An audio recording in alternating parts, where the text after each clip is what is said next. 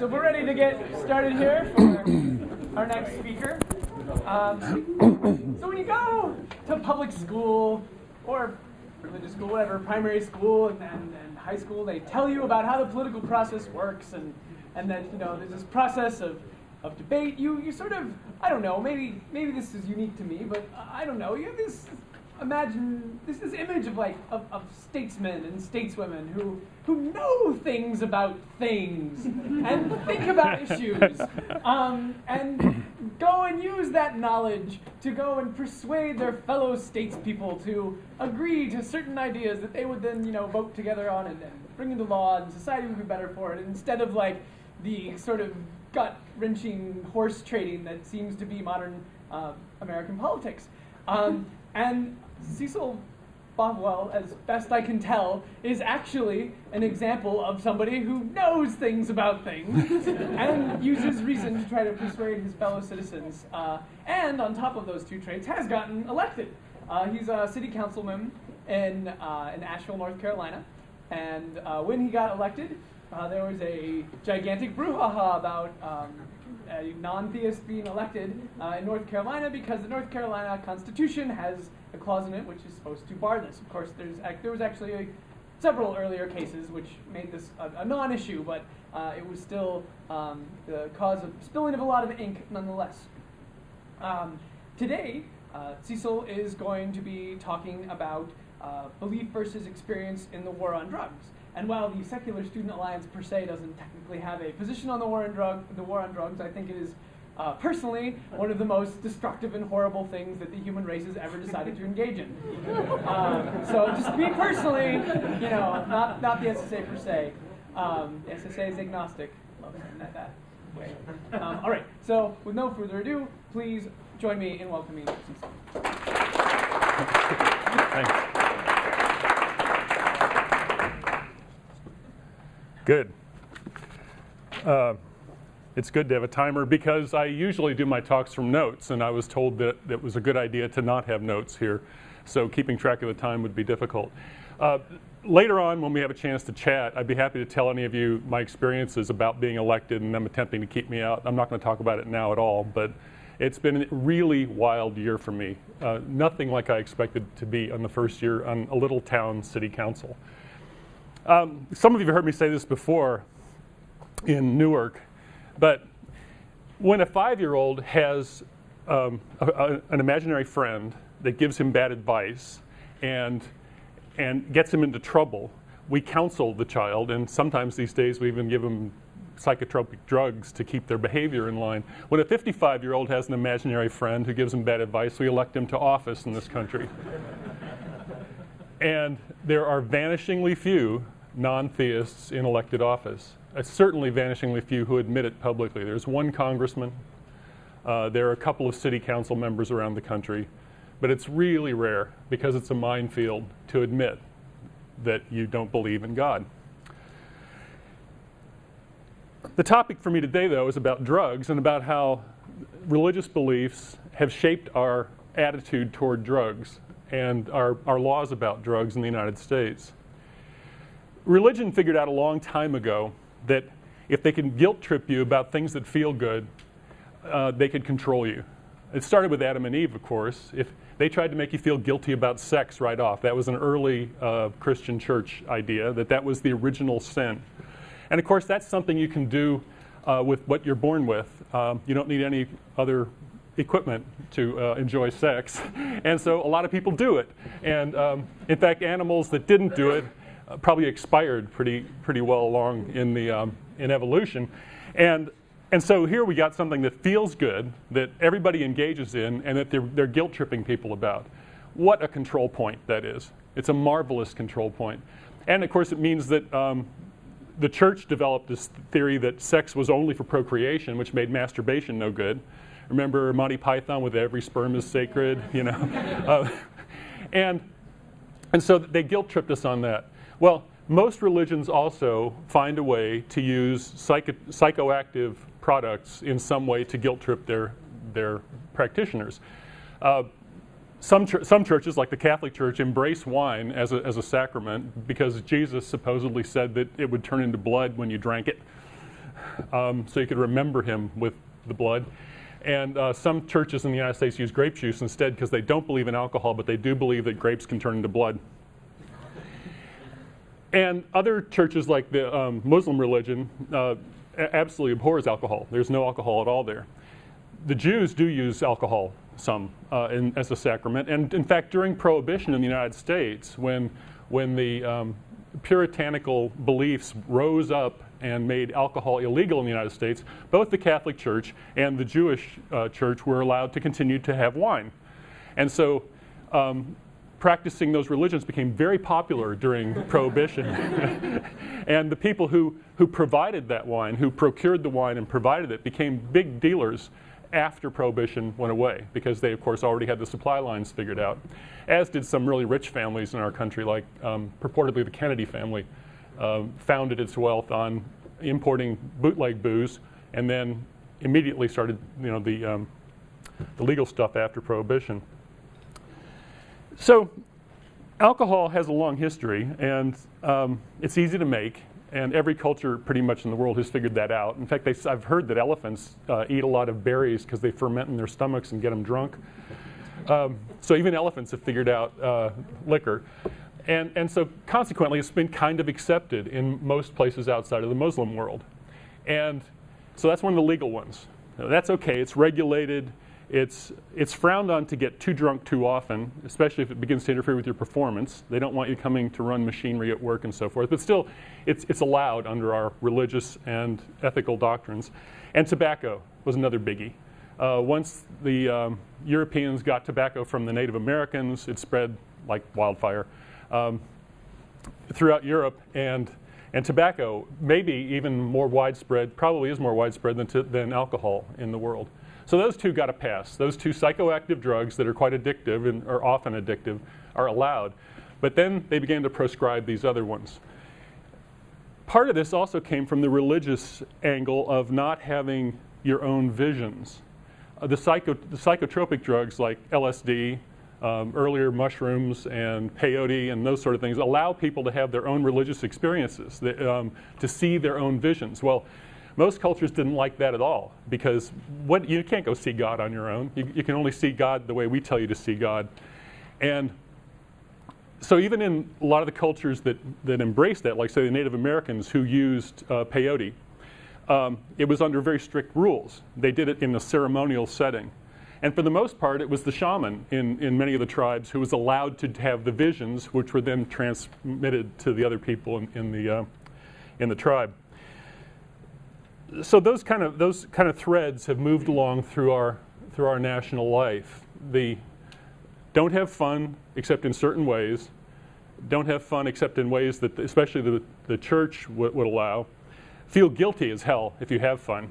Oh, by all means feel guilty, because that's that control lever they keep on you the whole time.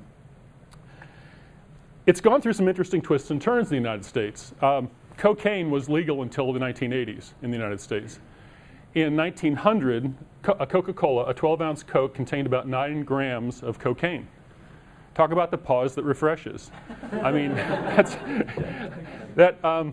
it was really an upper that you were getting when you drank your Coca-Cola, and the pharmaceutical industry hated that. Now, so they used the moral reason that it was bad to be doing drugs. They used a racist reason. They claimed that cocaine was causing Negroes at the time, what they're calling them, Negroes to commit crimes against whites, and managed to get cocaine withdrawn from Coca-Cola, even though it was still legal.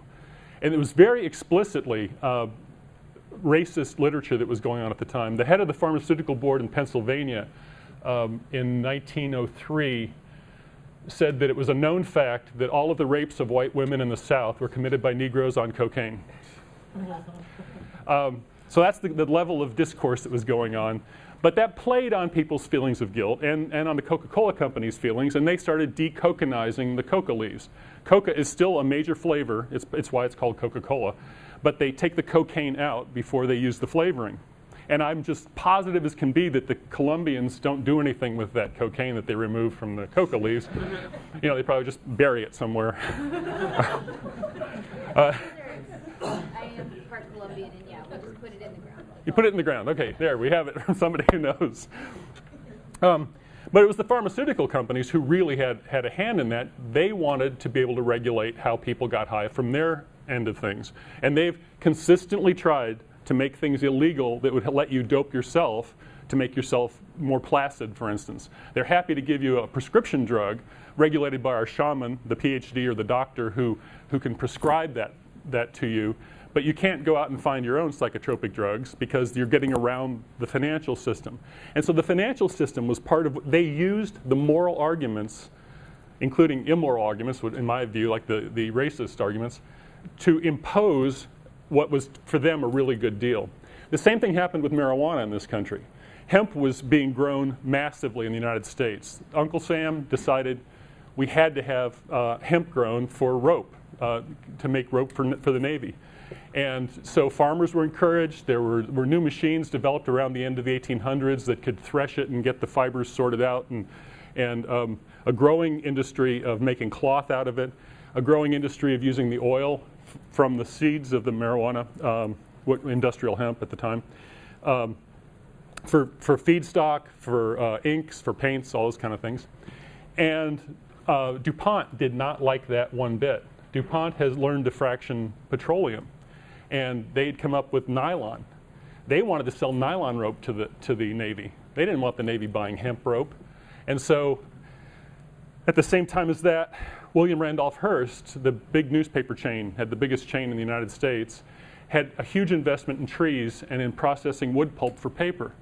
He didn't like the fact that hemp paper was cheaper to grow, more quantity per acre than trees, cheaper to produce, and made stronger paper. That's why most Bibles are printed on hemp paper. You want a real thin paper because there's a lot of pages in that sucker, and it'll hold up for years. They use hemp paper. All of our Bibles in the United States almost exclusively are printed on hemp paper from France. But Hearst didn't like that one little bit. So William Randolph Hearst and the DuPonts cooked up reefer madness. They cooked up the whole notion that, again, using the race card, that it was African Americans smoking marijuana who were the big drug problem in America. And in about 1915, marijuana became illegal. And again, it was this whole commercial thing added to the moral argument that let that slip in. Well, we move on through the years into the 60s. My generation, I guess I was college age then, and my generation was turning on, tuning in, and dropping out, and that really scared the establishment. They didn't want us having our own visions of peace, among other things, in the world. And so drug laws were really ramped up at that point. And it was around 1980 that the really comprehensive drug law came into being the, I'm forgetting the title of it, but it's the one that in fact finally outlawed cocaine, because cocaine's a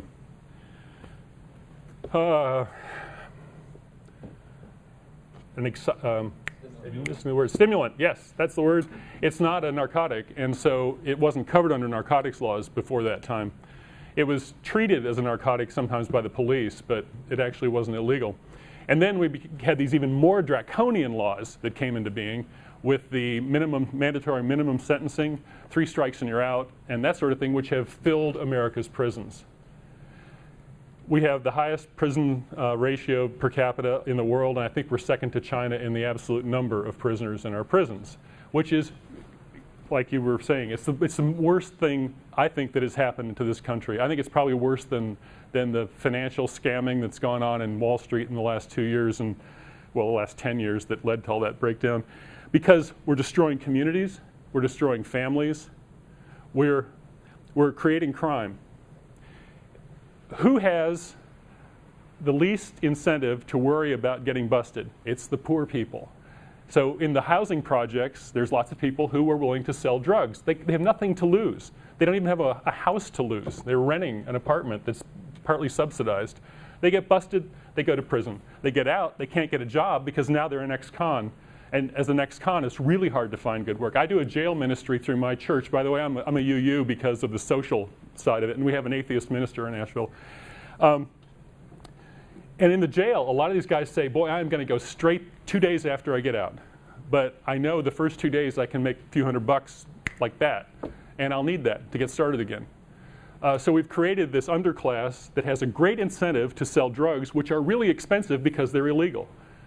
At the same time, it's created gangs in the United States. Last time we had gangs in the US in any big numbers, remember Al Capone? Alcohol prohibition.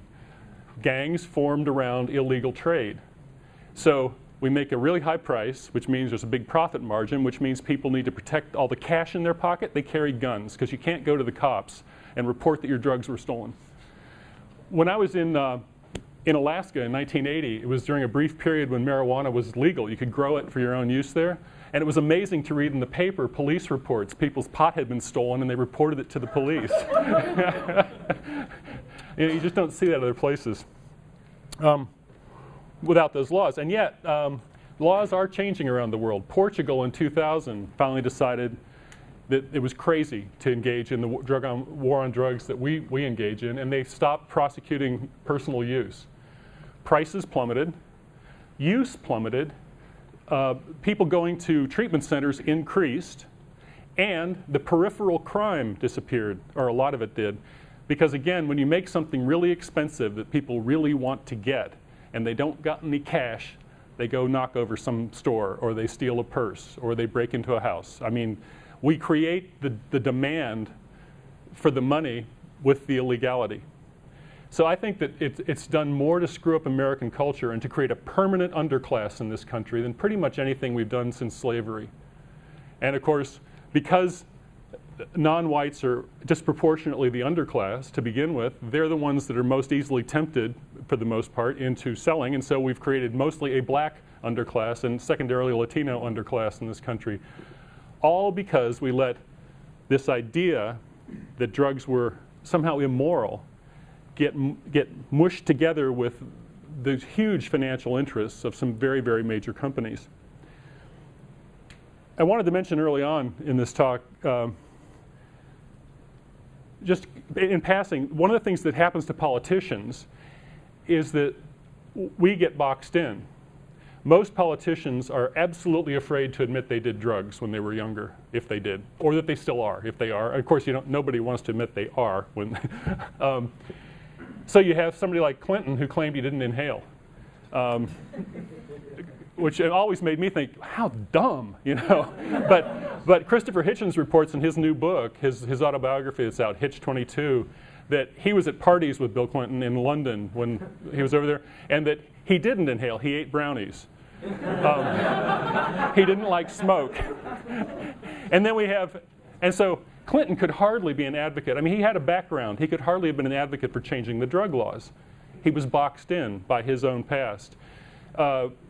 George Bush couldn't even remember when he was hooked on cocaine or when he did a lot of it, which is, people who were with him remembered. But again, Bush could hardly have come out in favor of changing the drug laws because he again had this history. Obama at least was willing to admit that he inhaled. But along with the moral stricture there, that we don't want leaders who were so morally remiss that they smoked dope or took LSD or whatever, we also have this whole tough on crime thing. And we tell people that if you're for changing the drug laws, you're not tough on crime. And no politician wants to be seen as not tough on crime because crime really does hurt people, really affects people's lives. And so we've boxed the politicians in we've allowed that to happen into a moral stance that it's almost impossible for politicians to talk about changing drug laws. Somebody like Rand Paul, an example of libertarians having some similarities. He actually talked about changing the drug laws, and that was considered to be one of his really wild ideas. And yet, to me, that was one of his more sane ideas. You can never tell. So I want to do this. This is another way of telling a similar story to what I just told you. Cocaine grows on Colombian slopes. It's a leafy shrub, gives a farmer hope that he can feed his family just one more time, and it feeds all kinds of international crime. Some of it is shipped out after dark, but it's the Coca-Cola company controls the market. Optical surgeons, a kid on crack, Mr. Noriega wants his country back. LA gangs and a gram up your nose. The DEA knows where the money goes. Lindsay Lohan, Paris Hilton, Sigmund Freud, a dust that you must have, a must to avoid. It gets you cranked so tight, you can't get loose. You got the used, the user, and the use. Alcohol grows from sugar and yeast to destroying an angel or a gentle beast, make it soft as a kiss, or so hot you can't swallow. Make it on the sly like the brothers in the hollow. A solvent, a clean air motor fuel, an elixir of wisdom, a poison for fools, sterilizing agent for the nurse at the clinic, a toast to a lover, panacea to a cynic, a moderate preventive for a heart attack, a friend you can count on, a monkey on your back, make you feel like a winner or a helpless, hopeless loser. You got the use, and the user. Marijuana grows like an adolescent child. It's a worldwide weed, kind of rangy and wild. When Uncle Sam decided we should grow it for fiber, it spread across the country like a prairie fire. Oil for ink and paint from the seeds, more paper per acre than pulpwood from trees, cloth cheaper than cotton and stronger and cool. A scapegoat to blame when kids drop out of school. An aid after chemo to treat carcinoma. A tonic for asthma, a cure for glaucoma. Give you a rush, make you move so damn fast. Yes! Make you so lazy you just listen to jazz. Groove you to tune to the moon and the stars. Make you see the world through thick iron bars. Pages for Bibles, a rope for a noose. You got the use, the user, and the use. Television grows in a secret place where the corporate pushers and the ad men pace. Oh, they make it simple and they make it slick with psychological glue to make the message stick. See the politician with a soundbite clip, hemorrhoid pills and those potato chips. Watch the automotives and the motives that's meaner. Insurance, Limbaugh, oven cleaner. See the lonely shut-in looking for a friend. A Trekkie watching reruns again and again. A PBS snob seeking education. A news freak tuned in to face the nation. Kids growing up on killer cartoons. Fireworks over Baghdad. Footprints on the moon. Fill your eyes, ears, and mind with the shows you must see while we raise a generation in illiteracy. It'll sell you and tell you till you feel abused. You got the use. You got the user. You got used.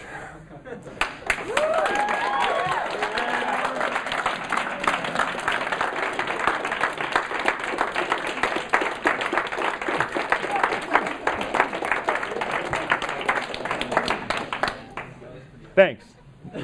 In my sordid history, I used to slam poetry, too. Time for a couple questions. Questions? Yeah, I've got 1 minute, it says right here. Or we can go 5 whole minutes beyond that. No, Yeah. I don't really have anything to follow that at this moment. But questions, I'm open to questions, yeah. What are the better strategies for improving the situation of which you speak? Aha. I think that one thing that we're doing, I'm really active with the legalization, an organization that's working to legalize industrial hemp. To first peel off those two is one step, because we're the biggest importer of industrial hemp in the world. We import our hemp from France, Canada, and China principally right now. They're building hempcrete houses in Asheville right now. These are made with a combination of a binder with hemp fibers. It's fireproof. If the house burns, nothing happens. I mean, nobody gets high. With a binder, and these things have been done in Europe for years, and they're having to import the hemp in boxes from Britain. It's like importing dirt across the ocean. I mean, because hemp is such an easy crop to raise. As many millions of high school and college kids learn every year. But we could provide that for our fiber and paper and stuff, paper and ink and all the things I mentioned. And so I think that's a winnable one. I was surprised about the California vote, although the beer companies weighed in with a lot of money to block legalization. And gosh, I don't know. I would think that stoned people might have drunk more beer, possibly. They'd be thirsty anyway, you know.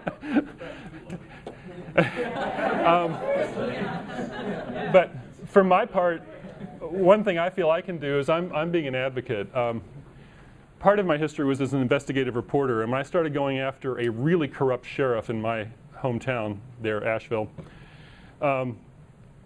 who's now doing 15 years in prison, in large part due to in a substantial part due to my reporting. When I started going after his ass in 2002, I decided I was not going to use any illegal drugs again until maybe someday in the future. But because I didn't want to be in that glass house. I didn't want to, because bad cops will come to the door, knock on the door, throw a bag on the floor, and bust you. And if you have anything in your blood, it's pretty hard to argue with the evidence. So since I'm not using any kind of illegal drugs, I feel completely safe to go out there and say, yeah, I used to. Yeah, I was in that generation. What do you think we did in college, you know? And say, look, I can be a responsible adult in spite of that, you know? And so try to be an example and make the argument every chance I get. Talk to the local police in Asheville.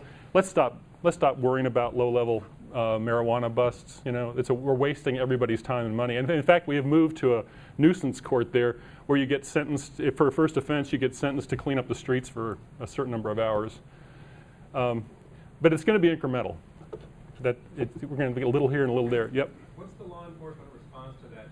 Do they like the idea of saving that time? Or? Yeah, the reasonable ones do. And like the police chief will talk about it quietly. He doesn't want to go on record as being in favor of that. But again, they're boxed in. You know, well, what, you're soft on crime and you're our police chief? I'm going to put on my radical hat, which I never take off, and ask, isn't that incrementalist approach just delaying the real issue, which is one of personal sovereignty? It very well could be, but are we going to get enough people elected who agree with that? You know, I don't know. It seems to me we're going to make incremental change more likely than, or big possibility is if we go to another recession, if Bank of America goes down as some are predicting now because of what's happened with its balance sheet. They've been way overvaluing stuff on their balance sheet by billions of dollars, maybe hundreds of billions of dollars. They don't even mean big numbers. It could be that there'll be a huge push for legalization for the taxes, because it was the Great Depression that got the government to think, why are we fighting alcohol? We could be taxing this stuff. And although there are differences in drugs, and I know we have to think about them in different terms, because certainly some are highly addictive. I think that our plan, for 100 years we've tried prohibition and has not worked.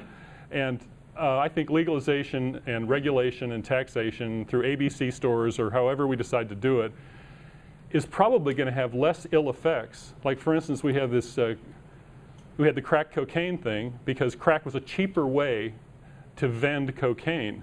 So it was like a populist market that we created there because of the illegality of cocaine. I mean, if cocaine was priced at what a commodity like a plant product would be priced at, there wouldn't have been that market. And then we have speed, you know, that they're making in these all out in the countryside. Methamphetamines, that's a much worse drug, much worse effects on people. And they do that because they can get it and because it's cheap. It's not because it's their drug of choice. So I think if people actually could, and they say, let's see, Andrew Weil, that doctor, showed that getting people unhooked from, say, heroin is actually easier than getting them to quit smoking.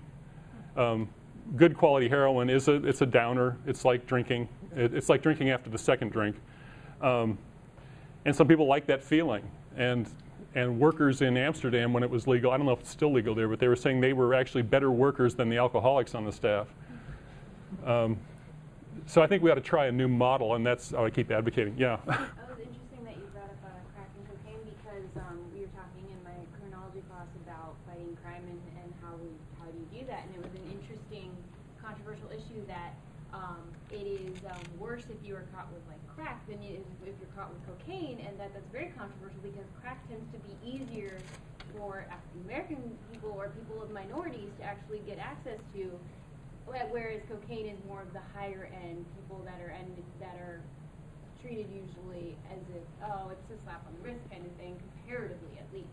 Yeah. So that's actually another controversial issue that still involves racism. And Congress recently took that on to adjust the disparity, but they didn't make the full adjustment. It's like, hello, you know, it's like we're going to do a little token thing for the poor people. Yep. You mentioned earlier that a lot of the justification behind the way things are now came from that moralistic kind of stance. So do you think that as we progress towards, and doing the work that we do here with the Secular Student Alliance, as we progress kind of towards keeping the importance of that away from our policy, do you think that's going to result in a change in the drug policy? I would think so. How many of you think sex is a bad thing? See? Feeling good is okay. Yes? The one argument that makes me tempted to want to keep drugs illegal and even illegalize things like tobacco is do it. I mean, I don't like the fact that I can't even walk into a university library without having somebody else's tobacco smoke forced down my lungs against my will. I don't want to be exposed to that. If other people want to kill themselves with tobacco, that's their choice, but I don't want it in my lungs. And, if we make pot legal, isn't that just adding to that problem? You still wouldn't be able to smoke in no smoking buildings, I would reckon. I don't know, but I know that I don't know anybody who wants drugs who doesn't get them. I mean, if you want them, you get them. And so. I also. To marijuana, I cannot walk down the street. Right. Can you walk down the street with an open container of alcohol, though? Also, I have. Such thing as secondhand. All I'm saying is, You guys can hash this out at dinner. Let's focus on the speaker while we got how about 2 more Yeah, questions? it could be illegal to smoke in public. It certainly would be, or to use drugs. No, I agree with him. Actually, he's opened my eyes. We should also make sex illegal because there are exhibitionists around. We can't have that. Yeah, let's. One more Exhibitionists. One I more want to see that. question. So let's Go continue this at dinner for those of us who are Yeah. interested in doing so. Thank you for listening. All right. Yeah.